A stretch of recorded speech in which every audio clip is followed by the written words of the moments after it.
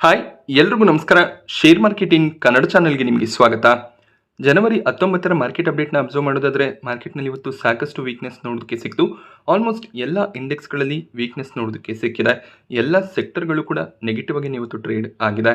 So ಇದಕ್ಕೆ ಒಂದು reason global tensions ಆಗಿದ್ರು ಕೂಡ ವೀಕೆಂಡ್ನಲ್ಲಿ ಬಂದಂಥ ಕೆಲವೊಂದಿಷ್ಟು ಕಂಪನಿಗಳ ರಿಸಲ್ಟ್, ಎಸ್ಪೆಷಲಿ ನಿಫ್ಟಿ ಮತ್ತು ಸೆನ್ಸೆಕ್ಸಲ್ಲಿ ಹೈಯೆಸ್ಟ್ ವೇಟೇಜ್ ಹೊಂದಿರುವಂಥ ಕಂಪನಿಗಳು ಶನಿವಾರದ ದಿನ ತಮ್ಮ ರಿಸಲ್ಟ್ಸನ್ನು ಡಿಕ್ಲೇರ್ ಮಾಡಿದರು. ಆ ಒಂದು ರಿಸಲ್ಟ್ನ ಇಂಪ್ಯಾಕ್ಟ್ನಿಂದ ಕೂಡ ನಿಫ್ಟಿ, ಸೆನ್ಸೆಕ್ಸ್, ಬ್ಯಾಂಕ್ ನಿಫ್ಟಿಯಲ್ಲಿ ಸಾಕಷ್ಟು ವೀಕ್ನೆಸ್ ಇವತ್ತು ನೋಡೋದಕ್ಕೆ ಸಿಕ್ಕಿದೆ. ನಿಫ್ಟಿ 108 ಪಾಯಿಂಟ್ಗಳಷ್ಟು ಇವತ್ತು ಕರೆಕ್ಟ್ ಆಯಿತು. ಸಾಕಷ್ಟು ವೊಲಟಾಲಿಟಿ ನಿಫ್ಟಿಯಲ್ಲಿ ಕೂಡ ನೋಡೋದಕ್ಕೆ ಸಿಕ್ಕಿದೆ. 25,500 ಲೆವೆಲ್ನವರೆಗೂ ನಿಫ್ಟಿ ಹೋಗಿತ್ತು. ಅಲ್ಲಿಂದ ಸಪೋರ್ಟನ್ನು ತಗೊಂಡು ಒಂದು ಬೌನ್ಸ್ ಬ್ಯಾಕ್ ಕೂಡ ನೋಡೋದಕ್ಕೆ ಸಿಕ್ತು. ಸೊ ಮತ್ತೆ 3 ಗಂಟೆಯ ನಂತರ ಸ್ವಲ್ಪ ಮಟ್ಟಿಗೆ ಸೆಲ್ಲಿಂಗ್ ಪ್ರೆಷರ್ ನಿಫ್ಟಿಯಲ್ಲಿ ನೋಡೋದಕ್ಕೆ ಸಿಕ್ಕಿದೆ. ಹಾಗೆ ಸೆನ್ಸೆಕ್ಸ್ ಕೂಡ ಇವತ್ತು 0.4% ಕರೆಕ್ಟ್ ಆಯಿತು. ಬ್ಯಾಂಕ್ ನಿಫ್ಟಿಯಲ್ಲಿ ಕೂಡ 0.35% ಡೌನ್ ಸೈಡ್ ಇವತ್ತು ನೋಡೋದಕ್ಕೆ ಸಿಕ್ಕಿದೆ. IT ಇಂಡೆಕ್ಸಲ್ಲಿ ಕೂಡ ಸಾಕಷ್ಟು ವೀಕ್ನೆಸ್ ನೋಡೋದಕ್ಕೆ ಸಿಕ್ತು. 0.5% IT ಇಂಡೆಕ್ಸ್ ಇವತ್ತು ಕರೆಕ್ಟ್ ಆಗಿದೆ. ಸೊ ಕೆಲವು IT ಸೆಕ್ಟರ್ನ ಸ್ಟಾಕ್ಗಳು ಪಾಸಿಟಿವ್ ಆಗಿ ಟ್ರೇಡ್ ಆದರೆ ಕೆಲವು ಸ್ಟಾಕ್ಗಳಲ್ಲಿ ವೀಕ್ನೆಸ್ ನೋಡೋದಕ್ಕೆ ಸಿಕ್ಕಿದೆ.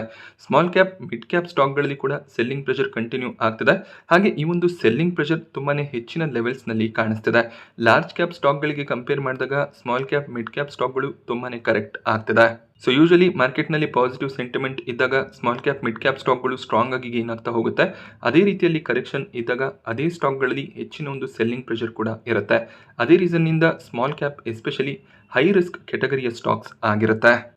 IMF ಇಂಟರ್ನ್ಯಾಷನಲ್ ಮಾನಿಟರಿ ಫಂಡ್ ಭಾರತದ ಗ್ರೋತ್ ಫೋರ್ಕಾಸ್ಟನ್ನು ಚೇಂಜ್ ಮಾಡಿದರೆ ಈ ಮುಂಚೆ 2026ರ ಫಿನಾನ್ಷಿಯಲ್ ಇಯರ್ನಲ್ಲಿ 6.6% GDP ಗ್ರೋತ್ ಬರ್ಬೋದು ಅಂತ ಅವರು ಫೋರ್ಕಾಸ್ಟನ್ನು ಮಾಡಿದರು.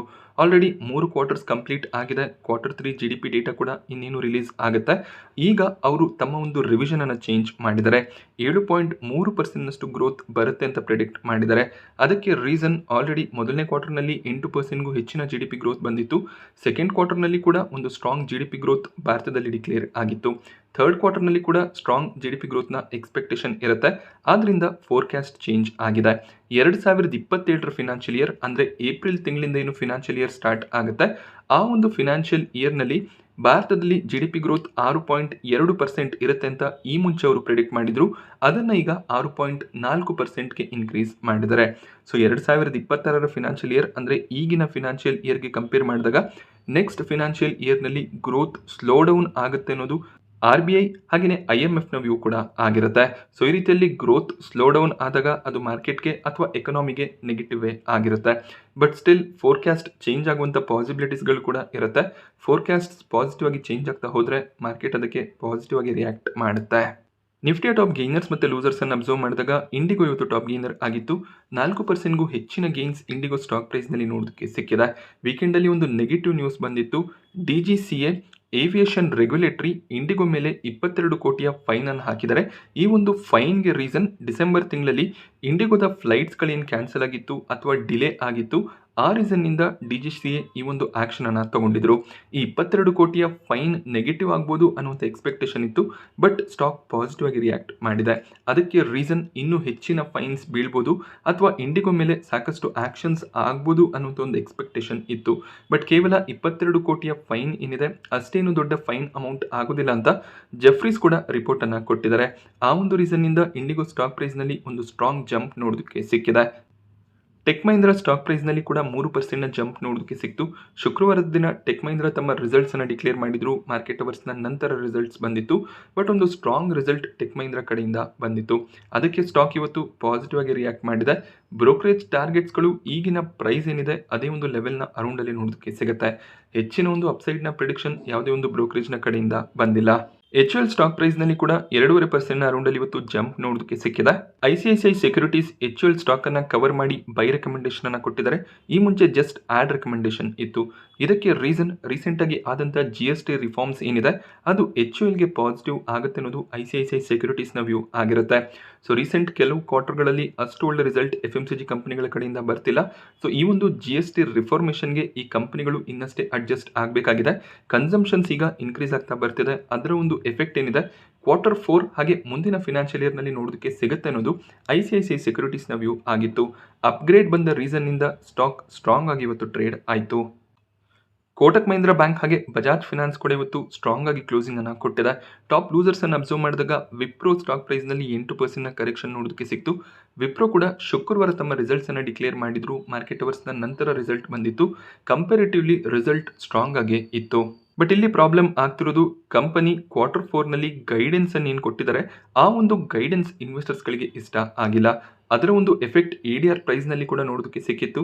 ಹಾಗೆ ಇಂಡಿಯನ್ ಮಾರ್ಕೆಟ್ಸ್ ನಲ್ಲಿ ಕೂಡ ವಿಪ್ರೋ ಸ್ಲೈಡ್ ಆಗಿದೆ. ಸೊ ಗೈಡೆನ್ಸ್ ಸ್ಟ್ರಾಂಗ್ ಆಗಿ ಇದ್ದಿದ್ರೆ ಖಂಡಿತವಾಗ್ಲೂ ಸ್ಟಾಕ್ ಪಾಸಿಟಿವ್ ಆಗಿ ರಿಯಾಕ್ಟ್ ಮಾಡ್ತಿತ್ತು. One time labour code related expenses ನಿಂದ ಪ್ರಾಫಿಟ್ ಸ್ವಲ್ಪ ಡ್ರಾಪ್ ಆಗಿತ್ತು. ಅದು ಬಿಟ್ರೆ ಒಳ್ಳೆ ಒಂದು ಮಾರ್ಜಿನ್ಸ್ ಅನ್ನ ವಿಪ್ರೋ ಡಿಕ್ಲೇರ್ ಮಾಡಿದ್ರು. ಬ್ರೋಕರೇಜ್ಗಳ ವ್ಯೂ ಅನ್ನು ಅಬ್ಸರ್ವ್ ಮಾಡಿದಾಗ ಸಾಕಷ್ಟು ಬ್ರೋಕರೇಜ್ಗಳು ಬೈ ರೆಕಮೆಂಡೇಶನ್ ಕೊಟ್ಟಿದ್ದಾರೆ. ಬಟ್ ಕೆಲವು ಬ್ರೋಕರೇಜ್ಗಳ ಕಡೆಯಿಂದ ಸೆಲ್ ಅಥವಾ ನ್ಯೂಟ್ರಲ್ ರೇಟಿಂಗ್ ಕೂಡ ಇದೆ. Nomura Japanese brokerage house buy recommendation ಕೊಟ್ಟು 290 ಟಾರ್ಗೆಟ್ ಪ್ರೈಸ್ ಅನ್ನು ಕೊಟ್ಟಿದ್ದಾರೆ. ಬ್ಯಾಂಕ್ ಆಫ್ ಅಮೆರಿಕಾ ಹಾಗೆಯೇ ಜೆಫ್ರೀಸ್ ಅಂಡರ್ ಪರ್ಫಾರ್ಮ್ ರೇಟಿಂಗ್ ಅನ್ನು ಕೊಟ್ಟು 230 220 ಟಾರ್ಗೆಟ್ ಪ್ರೈಸ್ ಅನ್ನು ಕೊಡ್ತಾ ಇದ್ದಾರೆ. UBS ನ್ಯೂಟ್ರಲ್ ರೇಟಿಂಗ್ ಅನ್ನು ಕೊಟ್ಟಿದ್ದಾರೆ. ಬಟ್ 290 ಟಾರ್ಗೆಟ್ ಪ್ರೈಸ್ ನೋಡೋದಕ್ಕೆ ಸಿಗ್ತದೆ. ಸೊ ಬ್ರೋಕರೇಜ್ ವ್ಯೂ ಡಿವೈಡೆಡ್ ಆಗಿ ಕಾಣಿಸುತ್ತೆ. ಸೊ ವಿಪ್ರೋ ಪರ್ಫಾರ್ಮೆನ್ಸ್ ಸಾಕಷ್ಟು ಸುಧಾರಿಸಿದೆ ಅಂತಾನೆ ಹೇಳಬೇಕಾಗುತ್ತೆ. ಬಟ್ ಗೈಡೆನ್ಸ್ ಸ್ಟ್ರಾಂಗ್ ಆಗಿ ಇಲ್ಲದೆ ಇರೋದ್ರಿಂದ ಈ ಲಾರ್ಜ್ ಕ್ಯಾಪ್ ಸೆಗ್ಮೆಂಟ್ನ 5 ಕಂಪನಿಗಳಲ್ಲಿ ವಿಪ್ರೋ ಕೊನೆ ಸ್ಥಾನದಲ್ಲಿ ನಿಲ್ಲುತ್ತೆ. ಟೆಕ್ ಮಹೀಂದ್ರ ಪರ್ಫಾರ್ಮೆನ್ಸ್ ಕೂಡ ಸ್ಟ್ರಾಂಗ್ ಆಗಿತ್ತು. ಇನ್ಫೋಸಿಸ್, HCL ಟೆಕ್, TCS ಒಳ್ಳೆ ಒಂದು ಮಾರ್ಜಿನ್ಸ್ ಅನ್ನ ಮೇಂಟೈನ್ ಮಾಡಿ ಒಳ್ಳೆ ಗೈಡೆನ್ಸ್ ಅನ್ನ ಕೂಡ ಕೊಟ್ಟಿದ್ದಾರೆ. ಡೀಲ್ ವಿನ್ಸ್ ಕೂಡ ಸ್ಟ್ರಾಂಗ್ ಆಗಿ ಇರೋದ್ರಿಂದ ಆ 4 ಕಂಪನಿಗಳು ವಿಪ್ರೋನ ಮೇಲೆ ನಮಗೆ ನೋಡೋದಕ್ಕೆ ಸಿಗುತ್ತೆ. ಅದೇ ರೀಸನ್ ನಿಂದ ವಿಪ್ರೋ ಸ್ಟಾಕ್ ಪ್ರೈಸ್ ನಲ್ಲಿ ಕರೆಕ್ಷನ್ ಕಾಣಿಸ್ತಿದೆ. ರಿಲಯನ್ಸ್ ಸ್ಟಾಕ್ ಪ್ರೈಸ್ ನಲ್ಲಿ ಕೂಡ 3% ಡೌನ್ ಸೈಡ್ ನೋಡೋದಕ್ಕೆ ಸಿಕ್ಕಿದೆ. Reliance, ICICI bank, HDFC bank ಹೆಚ್ಚಿನ ಒಂದು ವೆಯ್ಟೇಜ್ ಹೊಂದಿರುವಂತಹ ಸ್ಟಾಕ್ಸ್ ಆಗಿರುತ್ತೆ. ಈ ಸ್ಟಾಕ್ಗಳಲ್ಲಿ ಹೆಚ್ಚಿನ ವೀಕ್ನೆಸ್ ಬಂದಾಗ ಯೂಶಲಿ ನಮಗೆ ನಿಫ್ಟಿಯಲ್ಲಿ, ಸೆನ್ಸೆಕ್ಸ್ ಅಲ್ಲಿ ಕರೆಕ್ಷನ್ ನೋಡೋದಕ್ಕೆ ಸಿಗುತ್ತೆ. ಸೊ ರಿಲಯನ್ಸ್ ಕೂಡ ವೀಕೆಂಡ್ ನಲ್ಲಿ ಶುಕ್ರವಾರ ಮಾರ್ಕೆಟ್ ಅವರ್ಸ್ ನ ನಂತರ ತಮ್ಮ ರಿಸಲ್ಟ್ಸ್ ಅನ್ನ ಡಿಕ್ಲೇರ್ ಮಾಡಿದ್ರು. ಪ್ರಾಫಿಟ್ ಗ್ರೋತ್ ಫ್ಲಾಟ್ ಆಗಿ ಇತ್ತು. 18,645 ಕೋಟಿಯ ಪ್ರಾಫಿಟ್ ಡಿಕ್ಲೇರ್ ಆಗಿತ್ತು.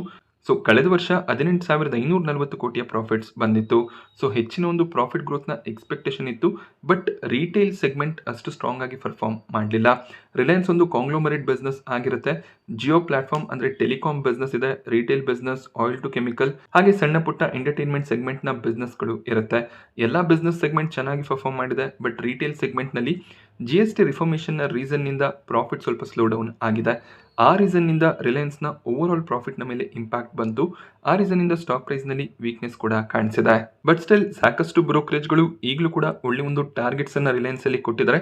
ಸೊ ರಿಟೇಲ್ ನ ಬಿಸ್ನೆಸ್ ನಿಂದ ಸ್ವಲ್ಪ ಪ್ರಾಬ್ಲಮ್ಸ್ ಆಗಿದೆ. ಬಟ್ ಮುಂದಿನ ಕ್ವಾರ್ಟರ್ಗಳಲ್ಲಿ ರಿಕವರಿ ಎಕ್ಸ್ಪೆಕ್ಟೇಷನ್ ಇರುತ್ತೆ. ಸೊ ಜಿಯೋ ಪ್ಲಾಟ್ಫಾರ್ಮ್ ನ IPO ಏನಾದರೂ ಅನೌನ್ಸ್ ಆದ್ರೆ ಅದು ಕೂಡ ಸ್ಟಾಕ್ ಗೆ ಪಾಸಿಟಿವ್ ಆಗುತ್ತೆ ಅನ್ನೋದು ಡೊಮೆಸ್ಟಿಕ್ ಬ್ರೋಕರೇಜ್ಗಳ ವ್ಯೂ ಆಗಿರುತ್ತೆ.